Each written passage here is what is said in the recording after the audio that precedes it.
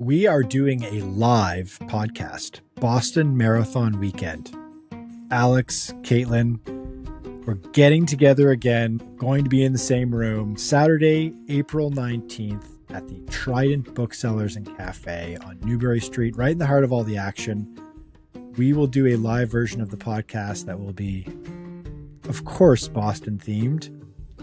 Also going to have special guests, including the godfather of Marathon Handbook himself, Amby Burfoot, winner of the Boston Marathon, and just overall icon of the sport. He's going to be on stage with us. Brady Holmer, our sports science expert, who is also running the Boston Marathon along with you, Katelyn Tossi. Mm-hmm. So we are going to get some insights from both of you about running the Boston Marathon. And we'll devise a couple of more fun segments as well. I think we're going to also pull in another special. Oh. So we'll Michael, leave it as a surprise. It would be my honor to feature a special guest. You can't be a special guest if you're also the host, Alex. But if you want to be like the opener for the opener, we can arrange that for you. Excellent. I'll get there early. On the poster. There you go. And no, there will be no karaoke, we promise. Oh, we'll keep the karaoke machine far practicing. away from you two. But we're going to do this, Saturday, April 19th. If you're going to be in Boston, please come check it out. We purposefully placed it on a Saturday and not a Sunday because race day is Monday. We want to make sure you're off your feet on Sunday. But Saturday, late afternoon, early evening, 5:30 to 7:30. We're going to have free drinks, free food. And you can hang out and chat with us afterwards. And we also are cooking up some special swag, some nice giveaways for the audience as well. Tickets are free, but it is a pretty exclusive event. We're going to have a cap on attendance. So make sure you go into the show notes for the pod here. We'll put a link in the show notes for you to RSVP free of charge, of course. And we'll see you on Saturday in Boston. Yeah, come check us out. It's going to be so exciting.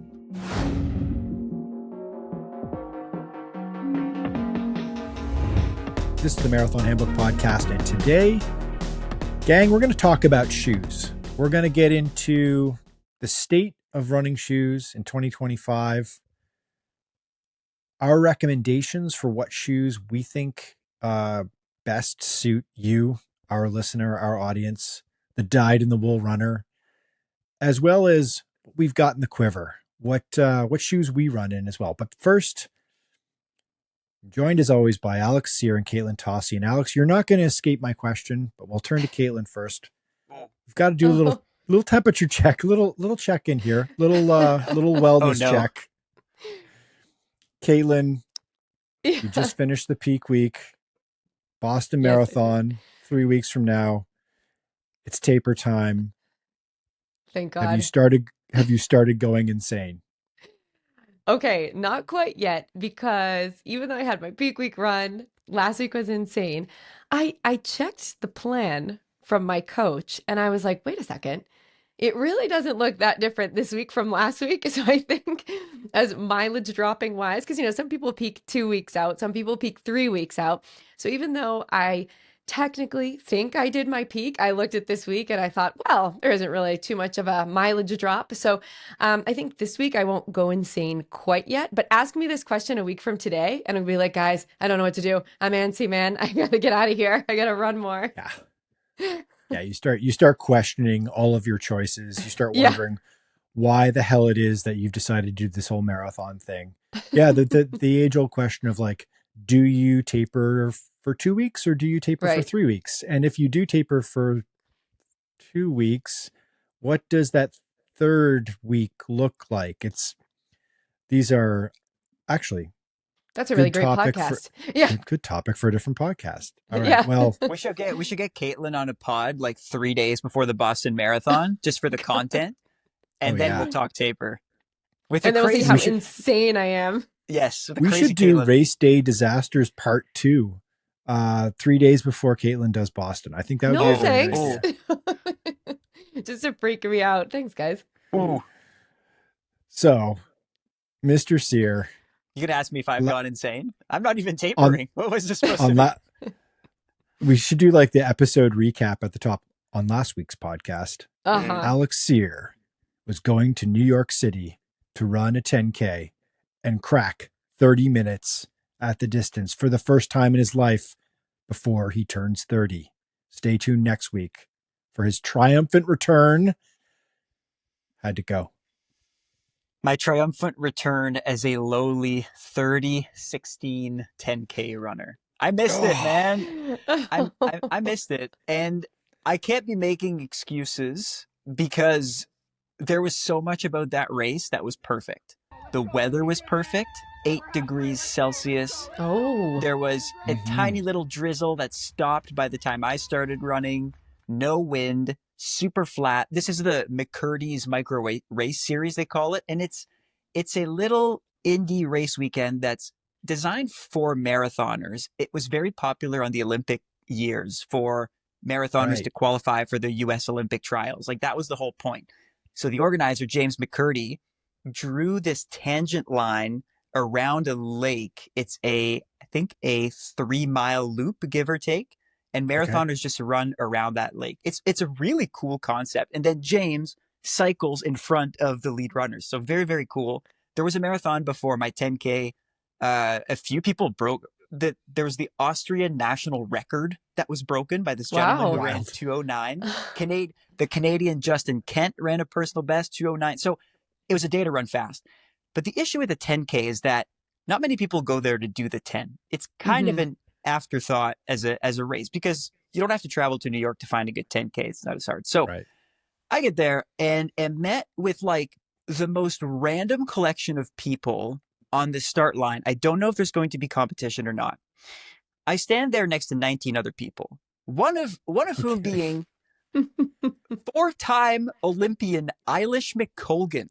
Oh, yeah, right. Oh, boy. I'm looking at her. I'm like, oops. I've seen this runner on TV. This is it. She pronounces it Eilish. We say Eilish in Nova Scotia, Canada. She pronounces it Eilish McColgan. And I'm like, this cannot be her. But sure enough, she takes off in 31-minute pace. So I'm like, well, this must be her. Also on the start line is this gentleman that I met right before the race who told me he's trying to run 29 minutes. And so then I'm all happy because I say, well, I got something to chase, right? Yeah, wonderful. Yeah, you're not going to be by yourself. The race begins and it's just me and Eilish. This guy's nowhere to be seen. Okay. And despite really wanting to give McColgan the respect gap, because who am I to beat a 4-time Olympian, I sense that she's not looking to run under 30, so I take the lead. So I was alone the whole way. Right. And this, to make things worse, the cyclist, James, didn't do the full loop because he told me he was gassed after cycling for the entire marathon, which, fair enough. Fair enough. So you lost your pacer. So it was just me. And what happened was the predictable. When things got hard at 6-7K, I didn't have that extra gear to completely destroy myself, though I was absolutely exhausted at the end of the race. It would have been nice to have someone to chase. So anyway, the sub 30 before turning 30 challenge continues. All right. And the next chapter is going to be next month. I go to Vancouver and I'm doing a 10K. And I think until then, I'm going to lay low with the talking about it and the posting about it. Because as much as I like to say that at this point in my running career, I don't really care about what other people think. And I truly don't think I do about my own running. I've learned that no one actually cares about your race results beyond how'd it go? Oh, nice. I think it played in my head when I was looking at the pacing. And as soon as I saw the 3:0 whatever, I started feeling like it was a failure. And that was like a little too early to give up on yourself. So I don't know, lesson learned. Got to see some friends in New York. I met an Olympian and I won a race. So there's some good parts of it too. Buried in all of this is you're burying the lead here, big guys. You won the race, man. I mean, that's, that's not congratulations. nothing, right? That was cool. Yeah, thanks. I mean, breaking a tape is not something that happens much when you live in a major city. So when you're from a tiny province of Prince Edward Island in Eastern Canada, that happens a lot when you're born and raised. But I don't do that much lately, so that was cool. That's awesome. Congratulations. And thank you. The McCurdy's Micro Race Series, really cool concept, right? Like, as you just mentioned, kind of a tiny bespoke little event series that has these really big kind of blown out conceptual concepts behind them. Conceptual concepts. Great podcasting, Michael. Look at this guy. Has these great concepts behind them. Like there was a breaking 3 project on the Saturday where basically if you are close to breaking 3 hours in the marathon, this was the race for you. You kind of get treated like an elite. You get individual bottles at the table, just like the elites do. You get this like, cool. The course is designed for running a personal best. And it's sort of all geared towards getting as many people under 3 hours as possible, which is a really neat idea for like competitive recreational runners of a certain ability level. And then the Sunday was the even more elite kind of event, which was focused on, I think it was even called the Road to Tokyo. Alex, is that the right term for it? Or like, yes, I believe so. Tokyo or something like that. Because that's where the world championships whole idea are. was facilitating a race for people who were close to running a world championship qualifying time in the marathon. Really neat idea. And awesome. My understanding is that McCurdy is going to continue putting on these events and even get into like more opening it up more broadly. And I think even like, correct me if I'm wrong, and I apologize, Mr. McCurdy, if I'm saying something that you've not yet committed to, but I think they're going to do like a breaking 4 thing for people who want to try to run under 4 hours for a marathon, which is, I think, a really kind of a stunning concept as well. But I just love that. I love the passion behind that kind of a project. So it's definitely, I think it's really cool that you got to go down there and see that. Sucks to be you that you didn't crack the 30, Mr. Sear, but we feel your pain, man. And it's one of those things you just keep chipping away. You just keep chipping away. Well, I'm not even nervous about it because a friend of mine after the race told me that, hey, if you don't go under 30 before turning 30, do you know what's more impressive? Going under 30 after turning 30. Right. So the timeline is unlimited. That's a good way to think about it. Shout out to Nick in Moran. fact, you get to this stage in your life and you chuck that time into an age-graded calculator and you come to realize, like, even probably for you right now, I bet you the world record for the Road 10K was run by somebody under the age of 29, probably, right? Mm-hmm. So you're probably age-graded a sub-30 guy at 30:16. I don't know if I can start claiming that on my Strava, but thanks for This is the beginning. This is the slippery slope, Alex, that you have to start embracing as an old man, is that you start using these age graded. No, don't fall to the dark side. All right. Let's take a quick break. And when we come back, let's get into shoes, and we'll start off by talking about, the bread and butter, daily driver, everyday trainer. And there's been some pretty big innovations. And we'll also talk about, we're going to get Alex's take on what the best everyday running shoe is right now for you to buy and run in.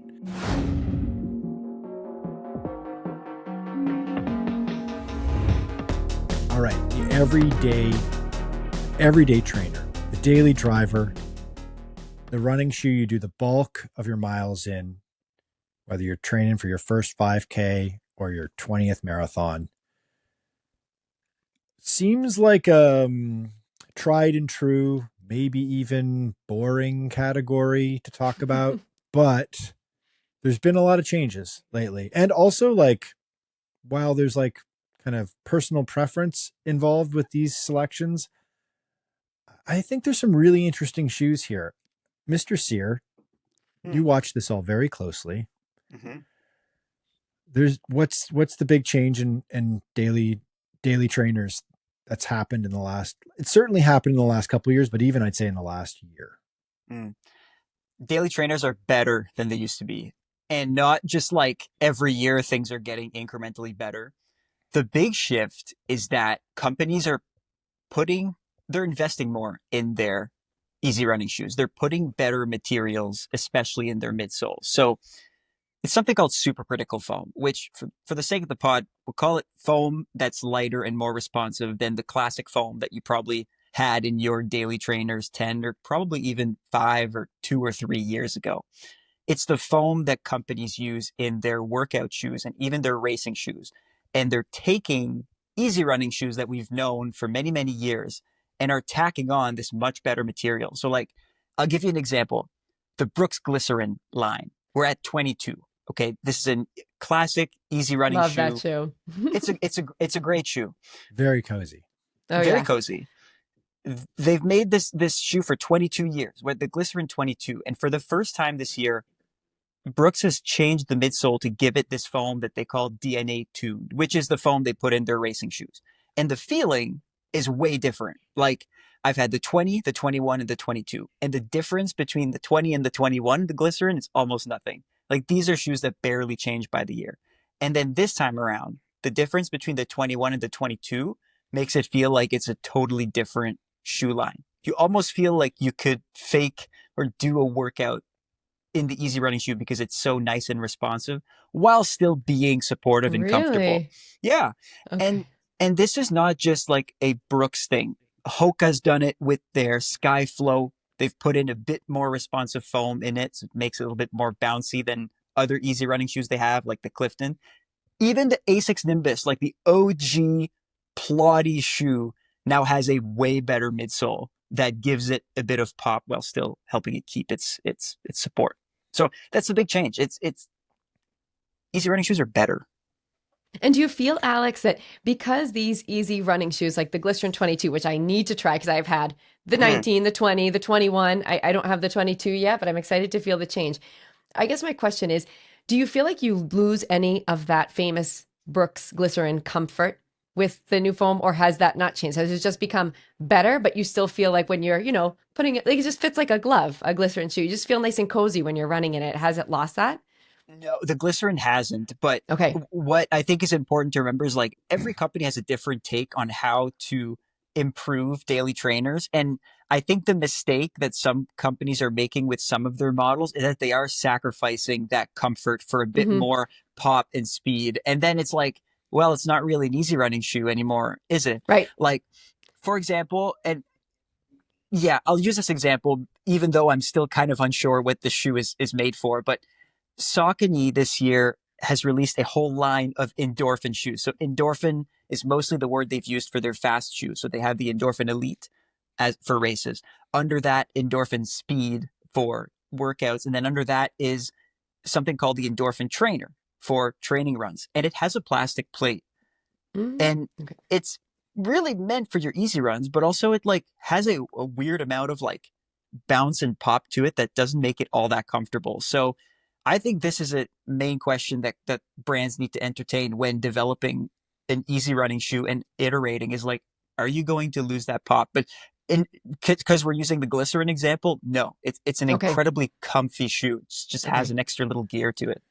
Okay. Yeah. Because I feel like you really don't want to lose that on your easy runs. Like the whole point is like, okay, I kind of get a break. I want to feel comfortable during the run. I want to feel comfortable with my RPE, like how I'm running the run. And you also want your feet to feel comfortable. So I guess I just kind of wanted to make sure that wasn't getting lost. But now you're saying that in some brands, they may be crossing that line a little bit. Yeah. Depends on the shoe. Not even just the brand, but brands have so many different types of shoes that, like the Saucony Ride, for example, doesn't do that. It's still a classic easy running shoe. Yeah, those are comfy. How long should a shoe last now? Like supercritical foam, I think maybe one of the drawbacks would be presumably that the foam will deteriorate much more quickly and will not be able to handle as much impact, right? And at least that's what we've seen with super shoes, where this foam has been initially developed for those faster, higher performance shoes, kind of like throwing caution to the wind, being like, we don't care if this, in some cases, we don't care if this only lasts a couple of marathons at most. It's just all about power and performance. So if you're injecting the super foam into a daily trainer, is it really a daily trainer if it only lasts a few hundred kilometers? And is that what we're seeing, or are they somehow finding a magic solution that makes this shoe last? I think you have to be at least like 300 miles, 500 type K minimum for it to be a daily trainer in my eyes. I totally agree. I've had issues with the Hoka Clifton in the past because it would crap out on me after 500 kilometers. And I felt like I'd been cheated because a daily trainer 100% needs to last you at least 600. It's a bit of an arbitrary number, but that's where I put my benchmark, and even better if it lasts you 1,000. I think the magic trick that the companies are pulling is, well, there are two. One of them is there are some shoes that have a lot of supercritical foam, but that's stacked so high that the shoe ends up lasting a long time. So the Right. Asics Super Blast is a good example. Can be a workout shoe. I think officially you call it a workout shoe, but Yeah. it's very usable for an easy run. And because the Yep. stack is so high, it takes a lot to beat it up. So that's one thing they do. The other thing is you'll see a lot of these easy running shoes. So the Hoka Skyflow comes to mind here, where you have an easy running shoe that has a slab of supercritical foam, but also a massive slab of your regular EVA foam for support and durability and all those things that we associate with easy runs. So it's rare for an easy running shoe to just become supercritical in the entire midsole. So when you have that combination, the idea is to give it a bit more pop while still preserving that durability. And with that, we have seen mixed results. One that does well is the Nimbus still. It seems to last as long as my previous ones. I have the 27 right now, and I've had Nimbuses since 2015. So, and I don't see a difference in terms of durability. Multiple Nimbi. Nimbi's in the closet. All right. Let's hear your picks. I'm curious to hear what you've got here. Yep. What would you recommend? Okay, so I know that there's some difference between, say, a newbie runner who's training for their first 5K and somebody who's, very experienced and has been running for 10 or 20 years and has done a billion marathons. But there's kind of like a great equalizer here when you're talking about an everyday trainer. Personal preferences aside, just like overall, give us a few recommendations for what you think kind of the best easy running shoes are right now. Yeah, that I get that question a lot, and it's like you have to remove the like everything's different for everybody to like, no, tell me what the shoe is. And so I have developed an answer. I think the Asics Nimbus, the 27, I thought the same about the 26. The 27 is the one that's out right now, is one of the safest picks for anybody. If you're not someone who likes too much weight, it's not overly heavy anymore. It's got a whole lot of support. It's comfortable. People don't get blisters. It's like my go-to. You don't know what you want. You can't visit a shoe store and you need to order online. Get the Asics Nimbus. That's my number one. The Brooks Glycerin 22. There's a reason I bring these shoes up and giving examples. They're the ones that I've enjoyed the most so far this year. The Glycerin 22 is a great example of how a company can update their easy running shoe and not make it weirdly bouncy or almost too light or not durable. It's like a very solid next generation shoe. I'll throw in two more quickly. The On Cloud Surfer 2 is a good shoe for people who like On. That's usually a little bit bouncier and close to the ground. For people who like On. Yeah. What does that mean? Well, I say this because On has like a huge following, but also a lot of people who are like, yeah, no, I don't like the On shoes. They're not for me. The Cloud Surfer 2s are a little different because they have a little bit more support and cushion than other On shoes while still having the classic On rock forward profile. And then the New Balance 1080. If you're a 1080 fan, this is the best version that they've made so far. Not a shoe that's like changed a lot with a bunch of supercritical foam, but it's bouncy and it's comfortable. And it's been one of my classic daily trainers up until last year. Katelyn, we'll get into like what each of us wear towards the end, but just I'm curious, do you wear any of those shoes? You just the Brooks Glycerin. You can just say yes or no. You don't have to. Sorry. Yes, I do. But I already mentioned it because I already said that the Glycerin has been like one of my shoes since I started running. I mean, I love those. They're super comfortable. So yeah, Alex, I'm on board with one of your picks. But you didn't mention the Asics. So I'm kind of curious as to why the Asics, the Super Blast. The difference between, because you feel that those are more of a workout shoe and not the recovery shoe. Okay. All right. Good point. Super Blast is coming. Okay. Perfect. Spoiler alert. Sorry. Can I add one? Am I allowed to add one? Yes, of course. I have an addition. The Nike what? The Nike Vomero 18. He knew it. The Vomero 18 is a transcendent shoe. It's like, I think it's Nike finally figuring out how to do something they've struggled to figure out for many years, which is to make a big, beefy, comfy, sprightly Nike everyday running shoe that's going to work for a lot of people. Because Nike, I think historically has, whether they know it or not, they didn't seem to know it, but they just struggled to make an everyday trainer for people. And they kept saying like the Pegasus is the everyday trainer for everybody. And it's not for everybody. The Pegasus is for like, who's the Pegasus for? I mean, Pegasus is, I guess it is for the three of us on some level. If you're like a neutral, fairly light on your feet, efficient runner who's been running for a long time and who's more of a performance type runner from serious recreational up to elite. Yeah. The Pegasus could be an everyday running shoe. Although Alex, I know you're not a Pegasus guy. You can't wear the Pegasus every day. So maybe I'm wrong in that regard, but I think the Vomero is the fix or the solve for the Pegasus problem that I've always had with that model. So Vomero 18, awesome shoe. Not cheap, but kind of right in that sweet spot of kind of typical these days for these areas. And I think it will probably be able to handle a lot of mileage. I've run a few 100 kilometers in the pair that I've got and still absolutely loving it. It's like running on a cloud, guys. All right. Let's take a quick pause and then we'll get into, we're going to hold on the super trainer. We're going to get right into super shoes next, because I think super trainers got some questions about super trainers. All right, let's get into super shoes.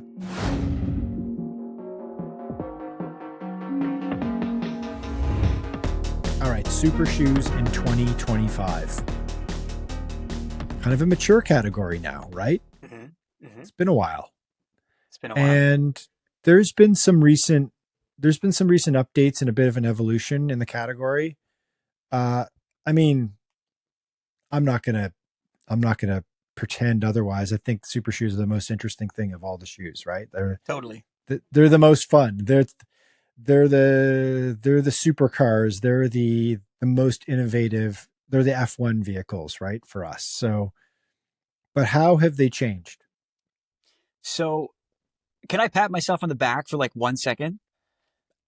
Go for it. When doesn't Alex pat himself? Go. Yeah, this is just a feature of the show, isn't it? So maybe 3 years ago, I had this epiphany.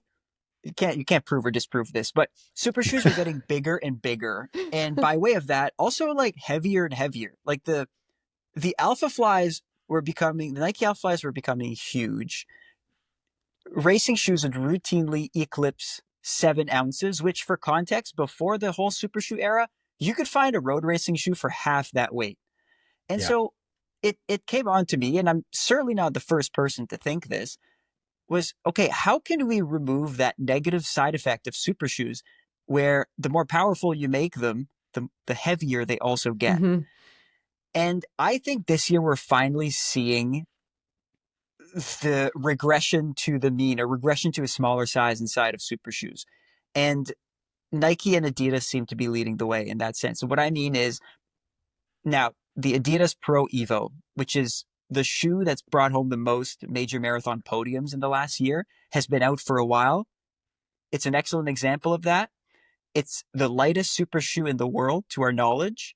It doesn't have a bulky carbon plate, but instead little carbon rods that essentially do the same thing as a carbon plate while being less material. And there's a reason that shoe is winning. Nike is just about to release, or they are releasing, the Vaporfly 4, which is the lightest Vaporfly to date, and also the one with the smallest stack height. So it's going to be a smaller shoe than what we've seen. Technically, these Nike shoes are getting bigger and bigger. And so I think with super shoes, we're doing kind of the opposite of what we're seeing in training shoes, with training shoes getting like slightly bigger and bigger and fancier.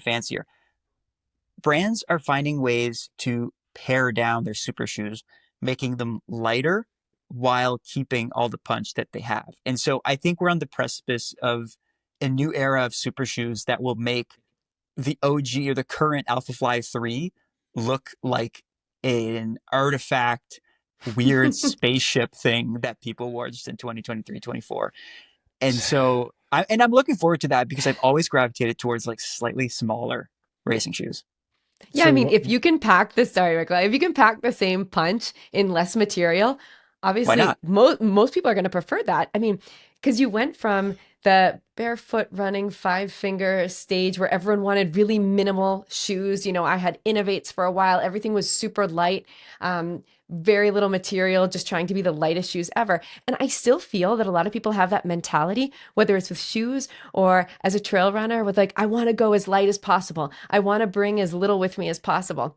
And so if that moves to the shoes as well, you know, you want everything to be as light as possible. We're always thinking about that with our clothes, with what we have to carry with us. So if you can make the super shoes less weight, obviously people are going to be drawn to that. And even if it's just in our heads, we still think, well, I'm running lighter. So I think that that also kind of psychologically brings a piece into it as well. We want to see less, pack the same punch, hitting your peak efficiency, but with less material, if possible. So that means that when we look back in this era and we look at all of our glorious race photos, you know, Katelyn, when she's cracked, when she's broken 3 hours in the marathon in Boston, and she's got her finishing photo framed and hung on her wall in her living room around 5 years from now. She's going to have these big clown shoes on her feet, and we're going to look back and it's going to be very similar to like the late 80s with cell phone technology where everyone had the giant brick next to their ear. Yeah. Great. Yeah. And they're going to remain style pieces. Like people will wear the 2024 Alpha Fly, ironically, well into the future. So I should like save my Alpha Fly 3s that I've run in once. I ran one marathon in them while they're still relatively clean and blood, sweat, and tears free, and like put them in like seal them off and then hold on to them for my kid for when he becomes an ironic teenager and he's like wearing all my cool stuff from the 2020s. Retro. Yeah. It'll be retro by then. Or you could put it in like a time capsule. Do they still do the time capsules? Oh, you bury something underground and then you sure. unearth it in 20 years? They do pen pals. My kid is getting matched with a pen pal, but it's not like a pen pal like across the world. Like I had a pen pal from Japan when I was a kid in elementary school. It's a pen pal from the future.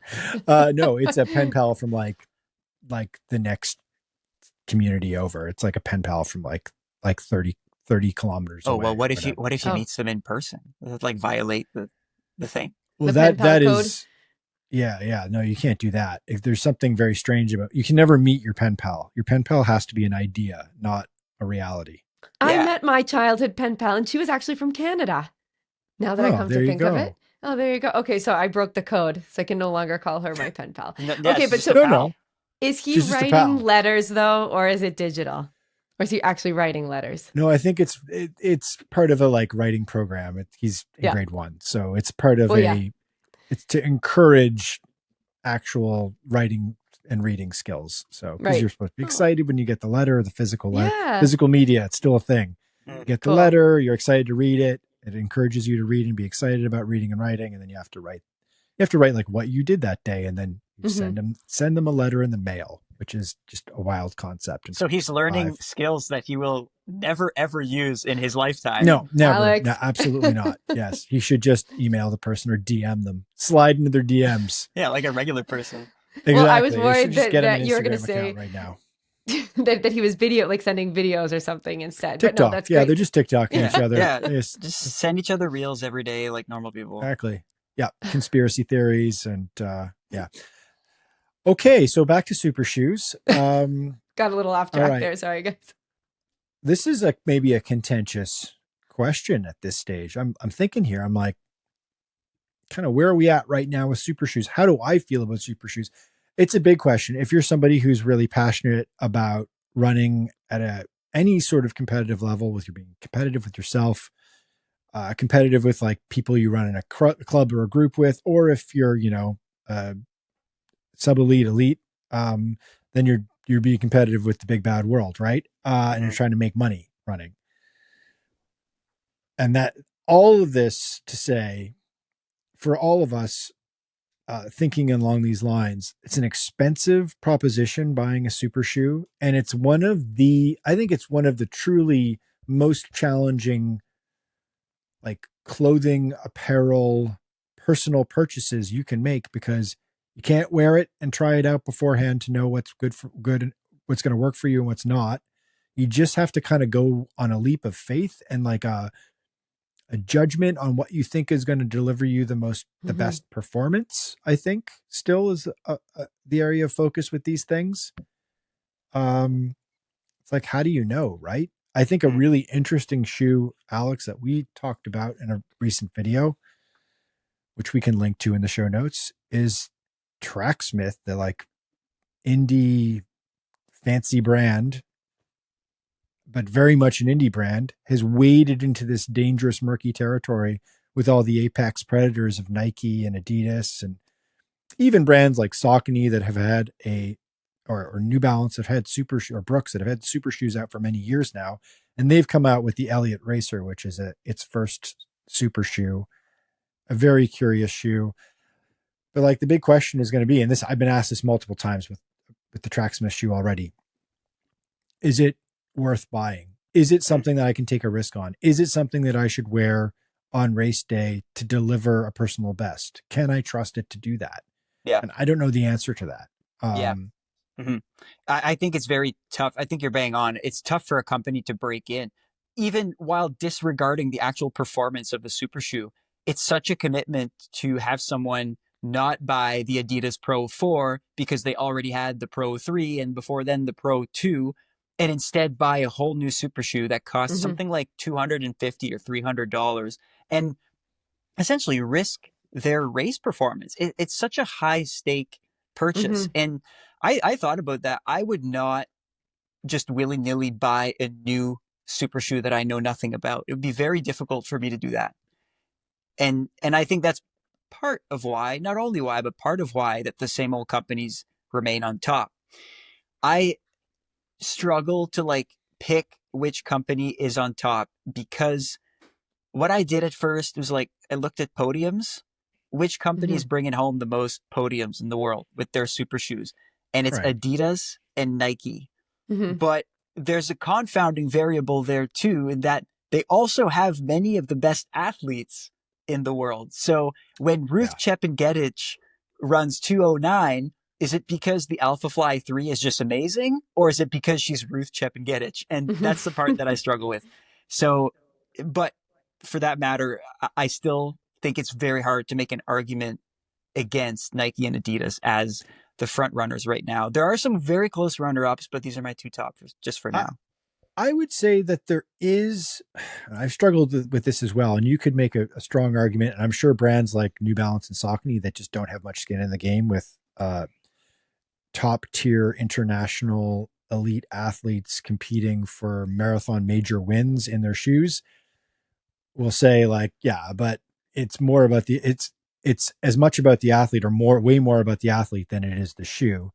You can't knock the shoe because these athletes are so dominant, or can't knock other shoes. But I would argue that there is some validity in this because it just signals that brands like Nike and Adidas are investing a lot in that, the pointy tip of the spear, so to speak, in running, where it's like they are the ones dumping the most money into this great arms race of producing the most bleeding edge technology to deliver their athletes the most superlative performances. So you could argue that there's a trust factor that's being built up in that as well. And by all accounts, Nike and Adidas are making really successful super shoes. So in 2025, just as in 2017 and 2018, it's a tough thing to recommend something other than the Nike or the Adidas super shoe. Mr. Sear, the segue goes to, what are some super shoes that you recommend in spring 2025 for our audience? Great Adidas. question, Adidas. Yeah. Well, so full disclosure, the shoe that I race in right now is one of the most difficult to find, one of the most expensive. It's the Adidas Adios Pro Evo. And so if you have 500 USD to spend and you manage to find a pair in your size, in my view, they are the best shoe in the world if that's what you're after.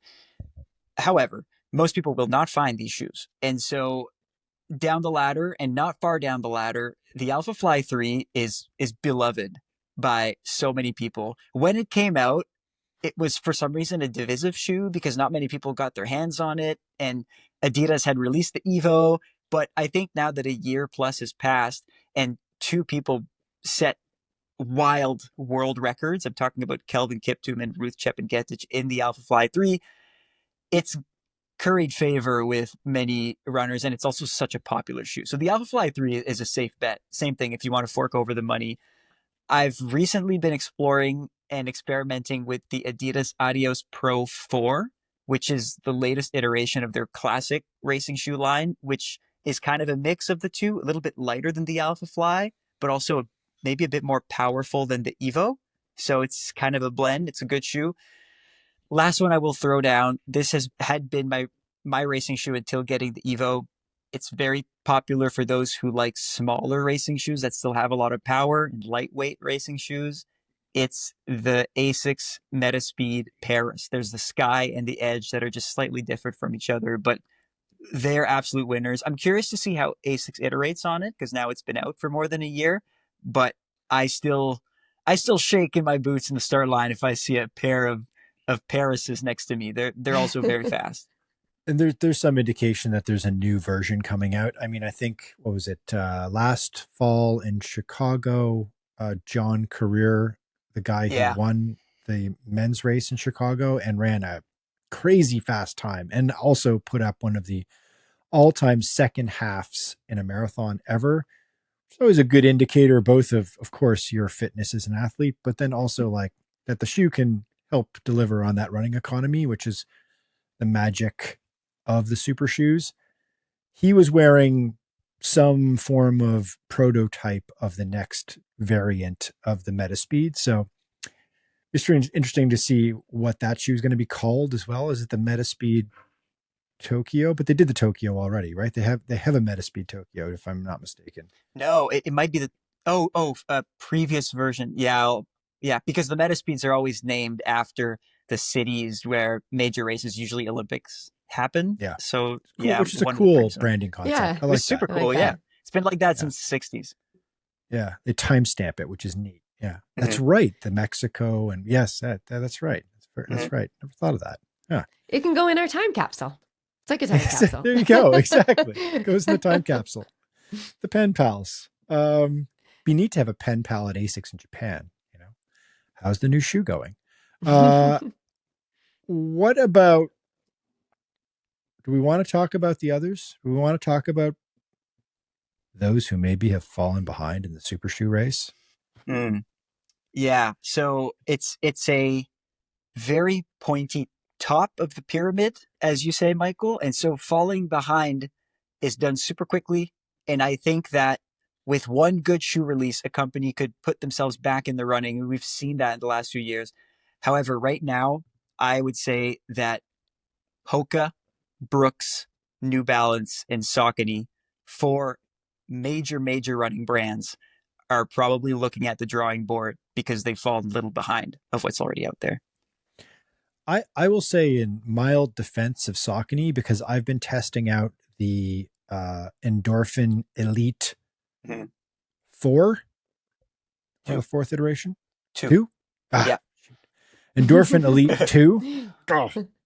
It's hard to remember all the numbers. There are just so many. Yeah, and on the one hand, shoes. I like the numbering system because it kind of like where you're at. On the flip, it's kind of nice to have a specific standalone name. Yep. That's why the Paris is such a cool concept. Yeah, in your defense, the Endorphin Pro is at 4. That's what it was. Yeah. So the Endorphin Elite 2, which is their most profound, powerful, super duper shoe. I like it. I think the foam is really good. Saucony has, I feel badly because I think their messaging hasn't been as strong, but they were really a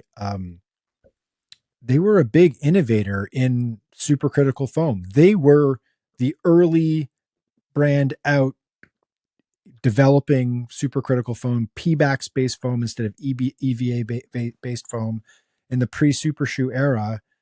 And then Nike kind of swooped in and stole their thunder and came out with put it all together with the carbon plate. but I think the foam is good.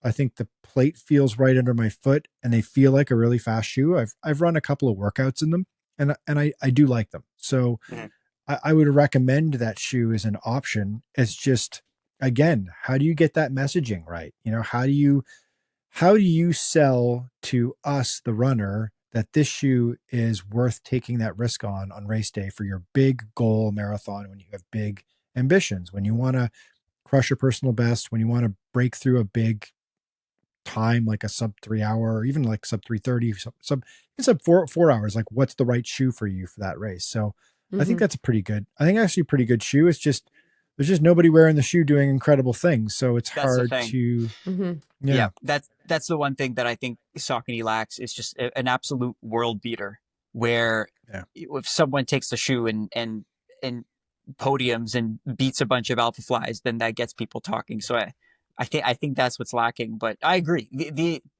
These are very, very good technologically advanced products. We need to say, it's like we're talking the last percent.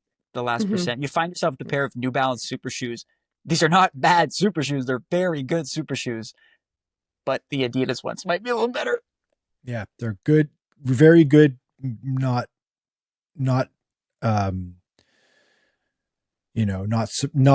earth changing, not innovating on what a super shoe is, but a good super shoe.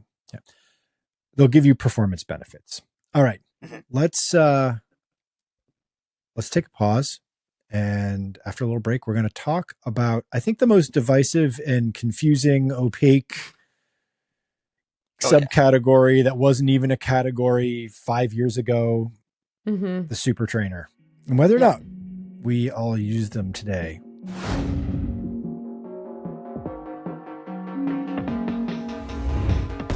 Okay, Alex, super trainers. We've talked about them before on the pod, but they are still a somewhat mysterious subcategory within running. Almost kind of feels like the running industry was like, wait a minute, we can invent another category and sell more shoes. So we'll put a pin on this, and we'll get to this at the end, but do we wear super trainers? Are they a thing for us? Are super trainers a part of our lives? Question mark. We'll answer that at the end. But just off the top, what the hell is a super trainer? Should the average runner care about this subcategory? Should they be buying them? And kind of what defines them right now? Because I feel like it's a ambiguous category that's been changing quite a bit, even in the last year. So a super trainer is a workout shoe. And workout shoes, to be sure, existed before we started talking about them as super trainers. They were just lighter versions of your training shoes. But a super trainer is the type of workout shoe that brands put out now, where they're playing with, I would call it, 3 things: size, foams, and carbon. And so I'd say that any shoe that's conceived for a workout that has some weird combination or lack thereof of foam, supercritical foam, carbon, and weird size is like a super trainer. And so this is a super broad category, because a super trainer can be like the Nike Pegasus Plus, which doesn't have a carbon plate, but it's just made to be a little bit smaller with really responsive foam and being pretty light. But it could also mean something like the Hoka Skyward X, which has a whole lot of supercritical foam and a carbon plate, and it's super heavy, but it's really powerful. And then it's like everything in between. So if it's a workout shoe, if it's made to run fast, I would call it a super trainer. And usually you can't wear super trainers in races because they're actually too tall to count as legal by World Athletics. So okay, if you're doing a turkey trot, it's not like someone's going to go and check your shoes. And I'm sure many, many people do it. This only kind of matters for the pros. But I mention it because that's what plays in companies' minds when they make these super trainers. They're not shoes that are made for races, but they have a bit of extra compared to their daily trainers. And they can be a broad range of like weights and sizes. Oh yeah. You mentioned the the Pegasus Plus, which I've actually been running in lately and quite like. But it's a very light, very minimal shoe. And like, I don't think that shoe is going to last a long time under my foot, but it feels really good right now while it's still fresh. But then you go even like one step up from the Nike Pegasus Plus to the Pegasus Premium, which is kind of their like, the Cadillac of Pegasus shoes. It's all bells and whistles, very powerful, kind of huge, totally like just like night and day difference from the Pegasus Plus, like a totally different shoe. Like, I don't even know how they get away with calling it the same thing. I guess it's the same last, the same foot shape that they build the shoe off of, but that's about it. Yeah, it's basically category. Like Nike they have pillars now, and when a shoe has the name Pegasus, it means that it's made for performance loosely. So yeah, Right. the Pegasus Premium is nothing like the Plus. That's a good case study between the two types of super trainers that we're seeing: light and fast, and then heavy and powerful. Mhm. And so we made a video on the Pegasus Premium, and I think it's a great example of what this era of super trainers can engender. Just really weird types of shoes that no one has probably ever conceived of before. So in the Premium's case, it's a 3-layer midsole. You have one layer of supercritical foam, the Zoom X foam from Nike. You have one layer of your classic EVA foam, which I think theirs is called React or React X. And then in the middle is this air chamber. It's an air zoom pod, which an Alpha Fly has. If you look at an Alpha Fly from the side, there's like this weird little circle that kind of glows, and usually it's orange. It's an air zoom pod, and it's made for energy return. So the Premium also has it, and it spans the length of the shoe. So with these three things, it's a 3-layer, really heavy midsole that somehow moves, man. I really like it for workouts because it's got a lot of weight, but it also has a lot of power. I have always been kind of bewitched by the air pockets, the Nike air pockets, like going back to like, this is a very nostalgic thing, going back to like the 80s, when you first become, well, in the 80s, Alex didn't exist, but when Yeah, Katelyn you've and lost me. I Yeah. were, When we were when we were young, like that was the coolest shoe ever. The Air Max with the windows, like everyone wanted that shoe. That was such a cool shoe, right? And then like the Air Jordans, yeah, of course. it's complete snake oil, I think. Like, is it really a performance enhancing technology having a little plastic rubbery see-through bit of air? It's like it's the ultimate, like, in magic they call it, in sleight of hand they call it the prestige, right? It's like the ultimate trick to get you to believe that nothing is something. And they put a full slab of this snake oil in the middle of the Pegasus the Nike people are just going to kill me now. They're like, you're calling our like foundational brand technology snake oil. But there is something really propulsive and powerful about the Premium. Alex, I wanted to like bomb in on your review. I wanted to somehow find a way to like burrow into your recording, like get into the Sears studio while you're doing that Pegasus Premium review to talk about it. Cause I'm like, I am perplexed by this shoe. I am confounded. I am transfixed by the shoe at the same time. I don't know if the shoe is great or complete BS. I'm not really sure. I have conflicting feelings about it when I'm running in it. I've run a whole bunch of runs of different sort of like paces with it. I've run fast runs, marathon paced runs, like total workouts, VO2 max, easy runs. I don't know what to make of this shoe. Sometimes I feel like it's like running on powerful trampolines. Other times I'm like, this shoe is just kind of bulky and silly and has no purpose, but yet feels like a running shoe. Anyway. Yeah. Well, I think you're touching on a key feature of super trainers at large. Okay. Where Good. Right, where your super shoes, the issue is exactly that you don't want to try that many because people can't afford it, and also you don't have that many opportunities to race. You're not racing every weekend. Whereas super trainers they're still pricey. They're a little less pricey. They're more usable.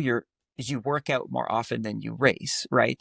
And so they become this weird little fun zone that you can set up for yourself, and you can get yourself a type of super shoe or super trainer for one season, and you can go big and bulky like a Pegasus Premium, test it out a few times, and then decide, okay, this is just too heavy and too tall and too weird. Okay, well then maybe go for the Pegasus Plus. Or you do it in another way. You go for a more pared down workout shoe like a New Balance Rebel, and either you love the lightness or you want to go bigger and more powerful. But that's kind of what's fun about it. I think my read on the situation with super trainers has changed in the last year, where about a year ago, I thought that brands were just throwing eggs at the wall just to see what doesn't break. And now I have more of an optimistic view that, wait, no, brands are making big shoes and also light shoes for workouts because there are different types of runners. And some people love the big stack. And then others just wish that we'd be back in 2015 with small and light shoes. And brands are slowly getting back into that too. So I'm actually a fan of how brands are not just releasing one super trainer, but they're releasing like 3 or 4, and they're all different from each other. All Yeah, we right, absolutely have different kinds of shoes that, I mean, I remember, well, I know we'll talk about this in a little bit, but what I use for my workouts has changed so much, even just within the past 5 or 6 years from trying out these different, I don't know, flavors. Let's like ice cream, like different flavors of workout shoes, right? Because or maybe even you want the big stack sometimes, and sometimes you really want to have, if you're doing some VO2 max stuff, like Michael's saying, maybe you want something super light, or maybe you want something really powerful. I think there's going to be likes and specific shoes for each type of runner and for each kind of workout that they're doing. I mean, wow, we could really get in the weeds there, and you could be choosing specific shoes for different type of workouts, but we don't have endless funds to be able to have this. Well, we don't have a room full of shoes like Alex says, or he can pick and choose for every every workout. You're living the dream, Alex. Yeah, this is a funny problem. Reviewing shoes, you get to try a lot of different types, and oh yeah, I know how different super trainers are from each other. It's kind of crazy. Alex's decadent existence. He's going out for like an easy 60-minute run. He's like, oh, you know what, today I'm feeling super shoe for my easy run. I'm just going to go with that Tracksmith super shoe for the easy run. Just see how that feels. Well, you do end up doing some of that because you need to review all the shoes. And so you need to put them on your feet and get a sense of what they're like. Yeah. Totally. So there's like this feature on Strava where you can register a shoe. So then it counts how many miles you've done in the shoes. And my list is like 40 plus shoes long. And I can't even imagine what your list looks like. And full disclosure, we do run in and test all of the shoes that we do run in all the shoes that we test. Unlike, I suspect, some other shoe reviewers may or may not do. Oh boy. I'm just throwing heat right now. Just throwing shade everywhere. Anything else you want to get off your chest? Yeah, exactly. I'm feeling like I'm just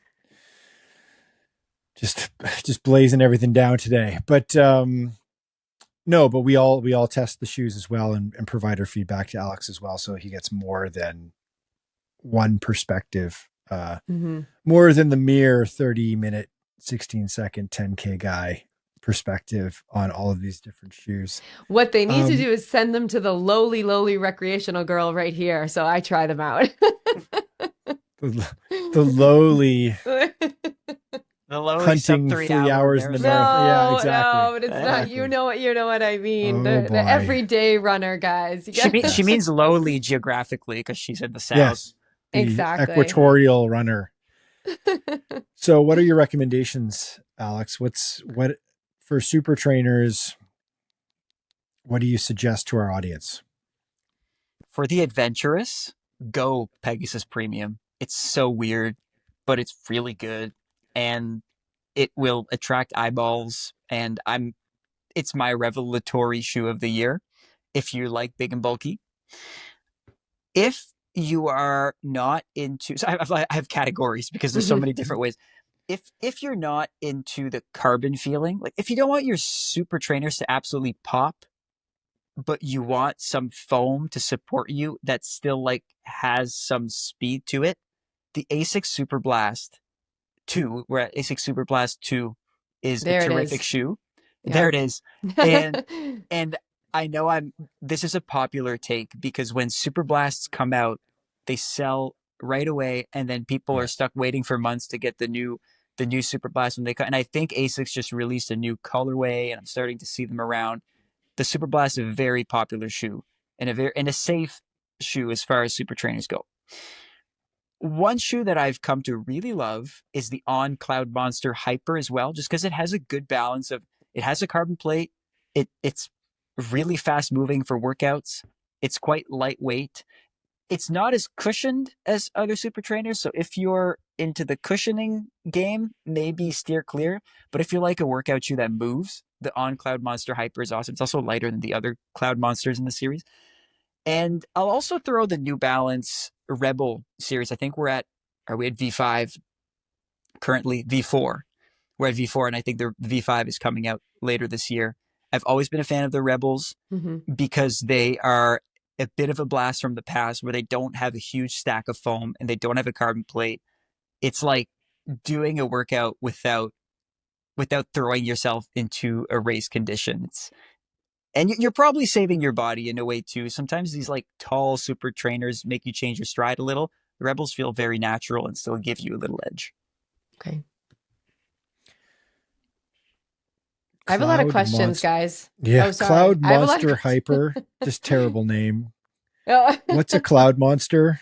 Is that a creature that eats clouds? I don't know. Well, they're stuck with, every shoe has to start with clouds. So how many more clouds can you? I see. But then bloody Asics has existed for like 50 years in advance of them, and all of their shoes are named after cloud types as well. So it's like, yes, yeah. Oh, anyway. I'm waiting for Asics to release the gel precipitation.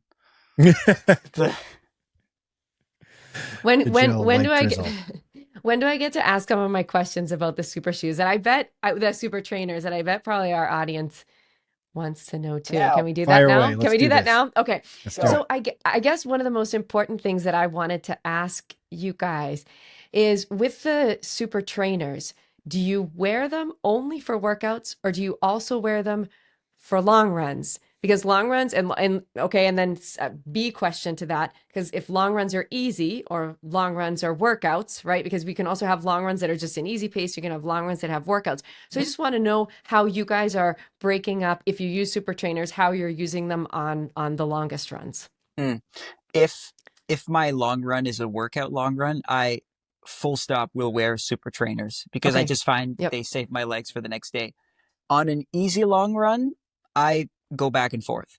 I have the luxury, as we said, I have the luxury of having a lot of shoes. And so, so that's nice. That's not something that everybody has. So if you only have the one pair of shoes and you're debating, should I get a pair of super trainers or training shoes? I would say you get the super trainer, because it has that extra gear. They seem to last nearly as long if you don't mind the price bump. But for an easy long run, your daily trainer can still do well.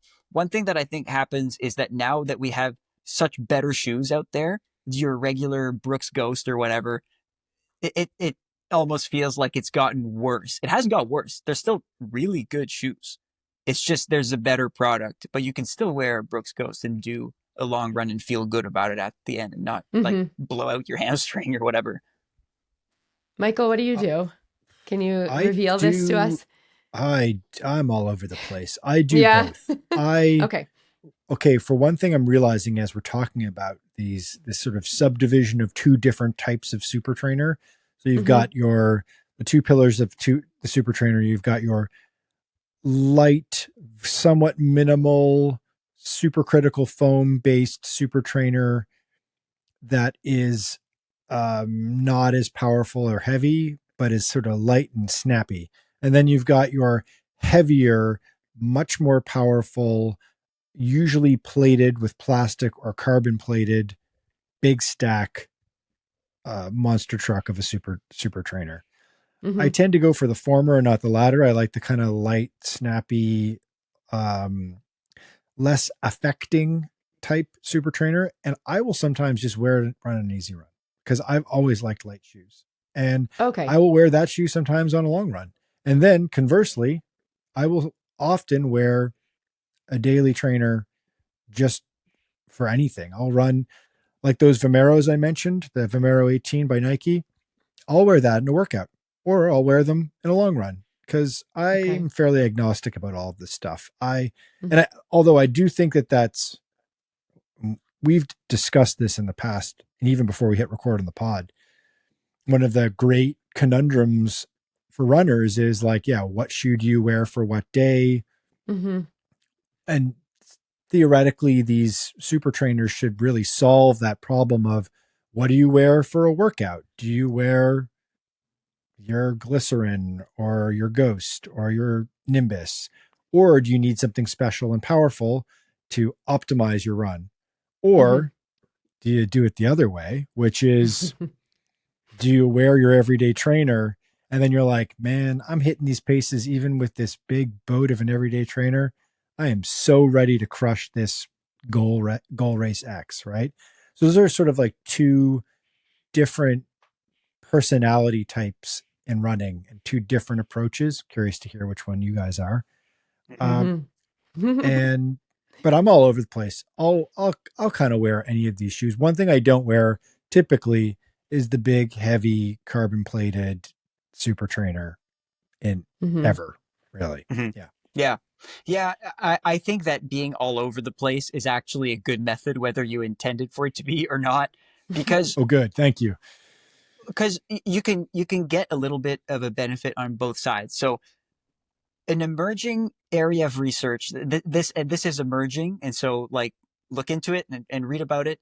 There's this theory out there that wearing super trainers are like very super critically foamed and carbon plated shoes might not help you develop the muscles needed to actually run over time because they do so Oh, much of the no. work for you Right. that you might not be, getting your strong soleus muscles or gastrocs that maybe you would if you were wearing your classic Brooks Ghost or A6 Nimbus like over seasons and seasons. And so that might be an argument for keeping that regular daily trainer in your rotation. In But that at rotation. this, but at the same time, super trainers come with a bit of a benefit, and you can just feel that yourself when you go for a hard run to super trainer. You might wake up the next day and feel somewhat recovered because Mhm. it's taken a bit of that load off of your lower leg muscles and your Hmm. entire legs.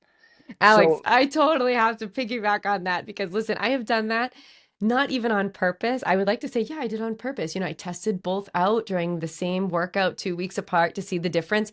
If I had done it like as an experiment, it would have been great. But since I didn't, I think that I'm even less biased. So I was working a whole month on this specific tempo workout. And then I was usually running them in my super trainer, which we'll get to what we use in a second. And then one day I had washed the super trainers and they were still wet and they were drying. And I had the tempo workout. And I said, okay. So I put on my Brooks glycerin and I said, all right, Katelyn, here you go. You got to do the same tempo workout in the Brooks glycerin. Um, or I don't know what it was. Maybe they were the Trace. It was just one of my everyday trainer shoes, whatever it was.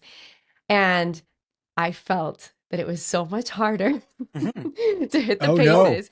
they Oh, work. yes, They work. they absolutely work. And I have Mhm. to say, it was an experiment that I didn't even Oh, set up. Woke up the next morning sore, and I was like, "Oh my gosh, Mhm. this is it." So then I started on purpose, sometimes doing my workouts in my everyday trainers because I think, okay, well, I've got to make sure that I can hit these paces in all the shoes, right? And is that going to make me a stronger runner if I can hit the threshold paces in those shoes and then in the super trainers? It'll just take a little bit of the edge off, right, and help me recover better. So I've kind of worked along the line of what you're talking about there and have felt a huge difference. Mhm. Mhm.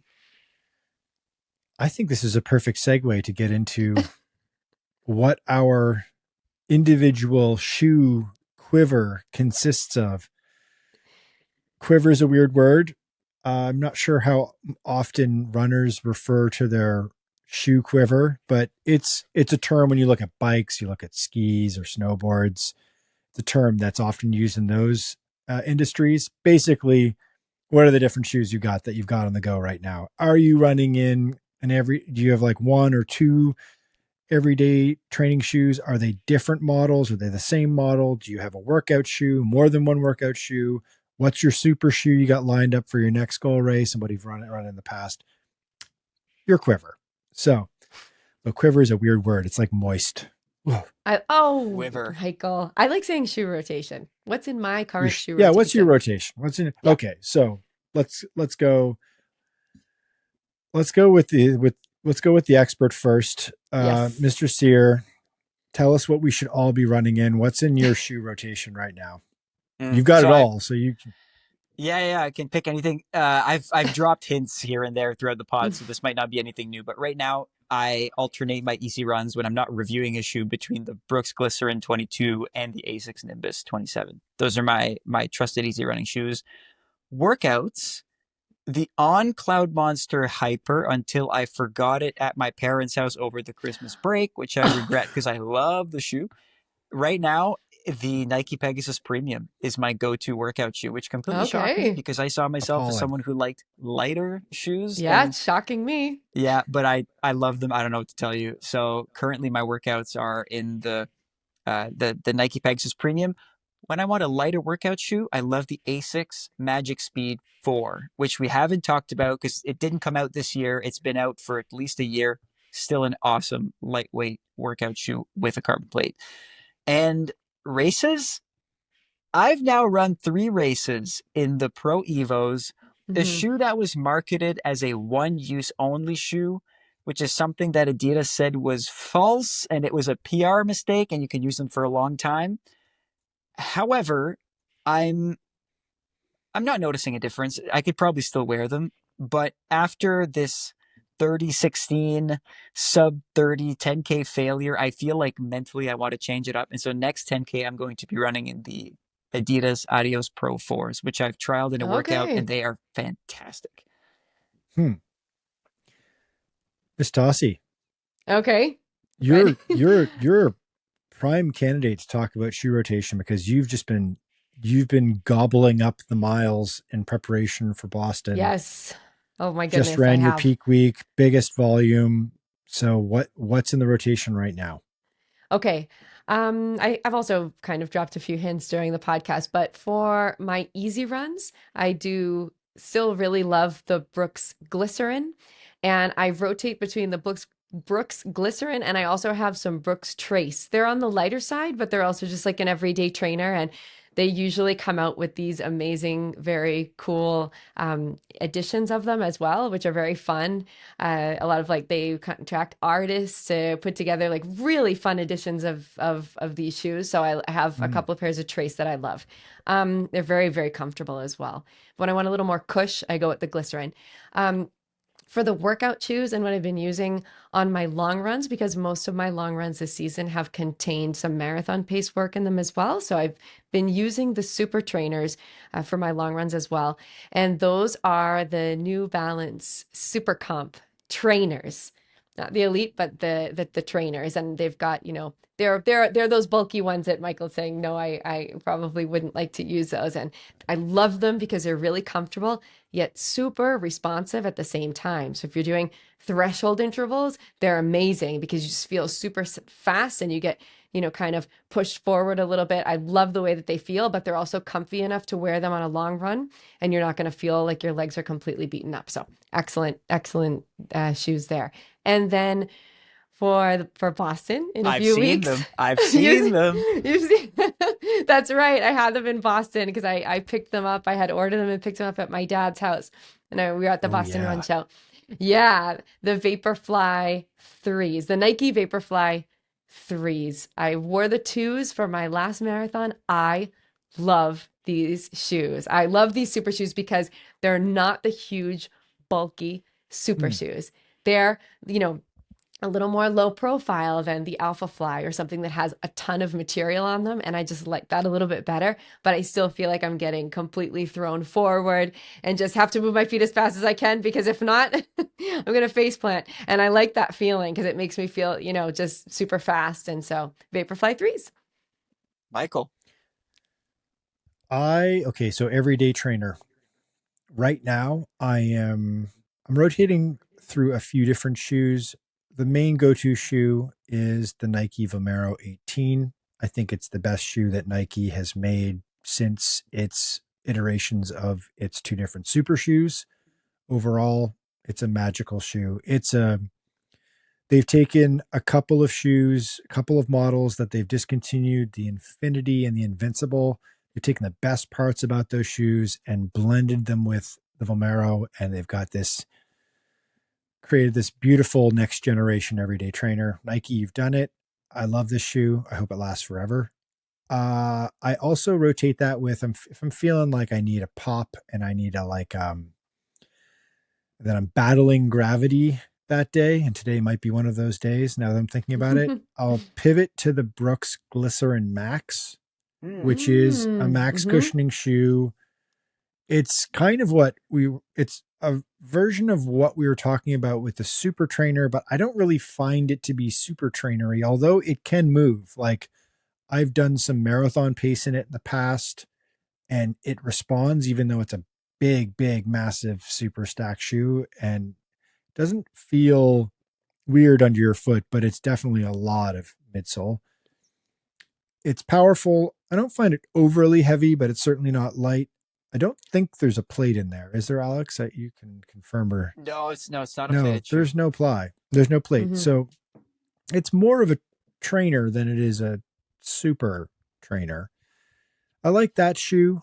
Then I'll also wear, when I'm feeling like moving a little bit more quickly, I'll wear Pegasus Plus. I'm liking right now. I mix in the Pegasus Premium as well, because it's just totally wacky and fascinating. Last season, and this shoe is still relevant, last season I did the bulk of my hard workouts, my midweek workouts, not my long runs, in a pair of Brooks Hyperion Elite 4. So I used a super shoe for workouts, a carbon plated, supercritical foam, super light super shoe. Now, Brooks, maybe the good people at Brooks might not be happy to hear me positioning that more as a training shoe than a racing shoe, because that's not what it's designed for in their eyes. But it worked really well for my purposes, running really hard lactate threshold efforts and covering about like 20-ish kilometers with a workout inside of that 20-ish kilometers. So I actually kind of recommend that shoe for that sort of an endeavor.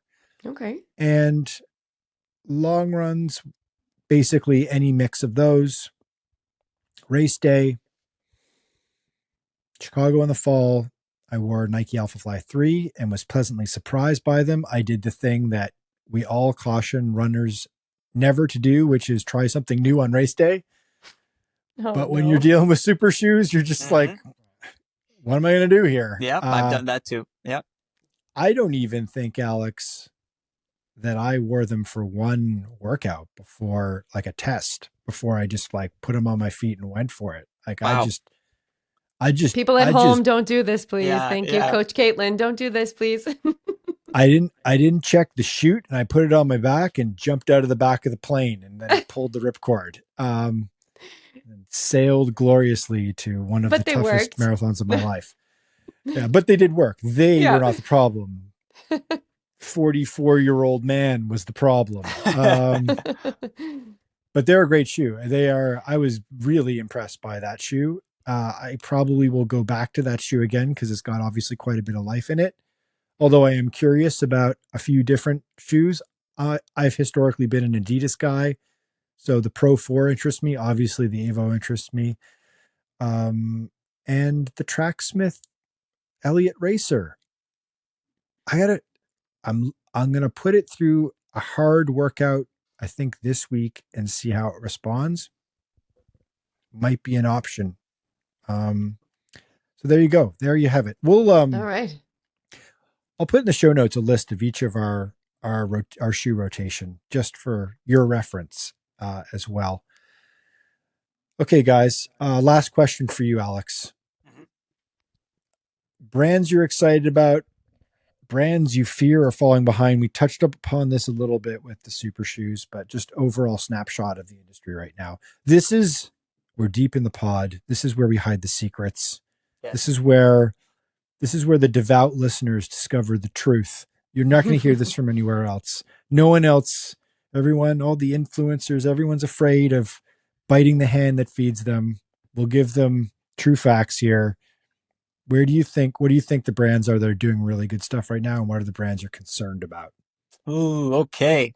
So You're brands like, I'm why are excited. you doing this to me? Yeah, it's like, oh God, where do I start? So brands I'm excited about, Nike and Adidas are still the pinnacle. You raised a good point earlier, Michael, that it's about trust, and that even when another brand that's not Nike or Adidas comes out with something, it seems like 6 months later, Nike and Adidas are competing with whatever that thing is. And so I cannot I can't not be excited about Nike and Adidas. They're still the front runners. Asics was the breakout brand of 2024, and I still think those shoes that came out in 2024 are absolutely stellar. I'm very curious to see what they have in the pike next, but for now, if you're running in Asics, you're doing very well. I think Brooks is a sleeper, but not really. They sell more shoes than any brand in America, according to the survey coming out in 2024, which kind of shocked me, but at the same time, not really.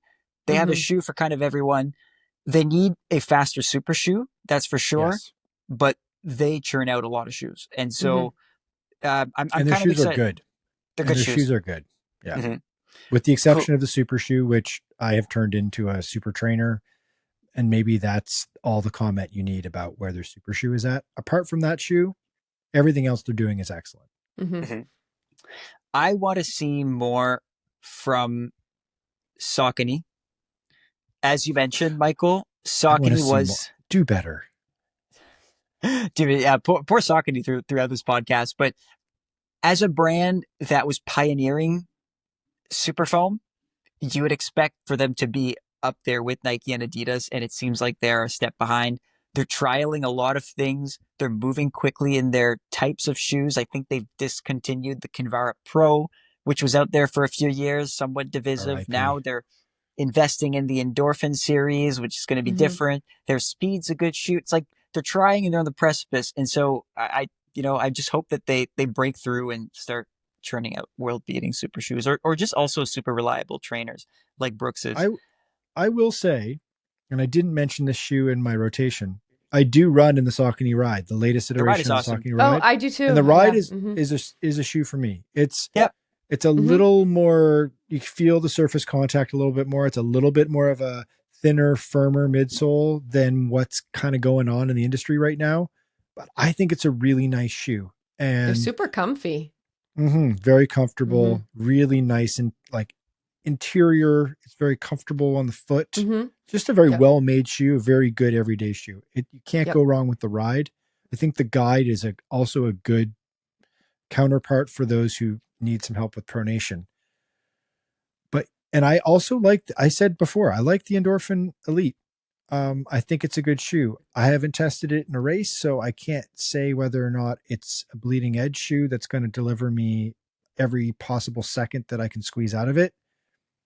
But it does feel like overall, just like the energy is missing with Saucony with what they're doing, which is all this to say they're a good company. So it's kind of too bad. I think maybe same could be said for New Balance and Hoka too. Yeah. Well, I was going to say that these two might shock you because Hoka is lights out. Hoka and New Balance are incredibly well-known companies. A lot of people wear their shoes, but I wonder if they might just need a bit more focus on the performance side of things. Hoka dominates easy running shoes. They have a lot of easy running shoes that people like. I still don't think they have a super shoe, which is alarming for a company of that size and that rapid growth. And I mean, there are so many pop-up Hoka stores these days. They're doing something right. They're doing well. I just think they just haven't cracked the super shoe code yet. And that's really important these days. And New Balance is like, they've at some point become the most trendy of all these running companies. Amazing casual shoes that I wear myself. Me too. They do some things incredibly well. The 1080 is a phenomenal shoe, but same thing. I still don't think that they have that huge a presence in the pro world. They do. They also make a really good track spike, which might not be as much for our viewers and for road racing, but they need more road presence. They need the Super Comp Elite 4. I hope when the next version comes, which will be the 5, I hope that it's lighter and faster so that it can keep up with Nike and Adidas. They need to put that thing on Emily Sisson's feet and have her market the heck out of it and run incredible times because she's a super talent, and then they can really push that shoe certainly for the American consumer. All right, guys, we've done it. Shoes, spring, All you need to know about shoes. 2025. All of it. You know, though, I do get tons of questions though from my athletes about shoes all the time. So I think this is going to be really helpful. And I always just send them to Alex. Yeah, Ask Alex.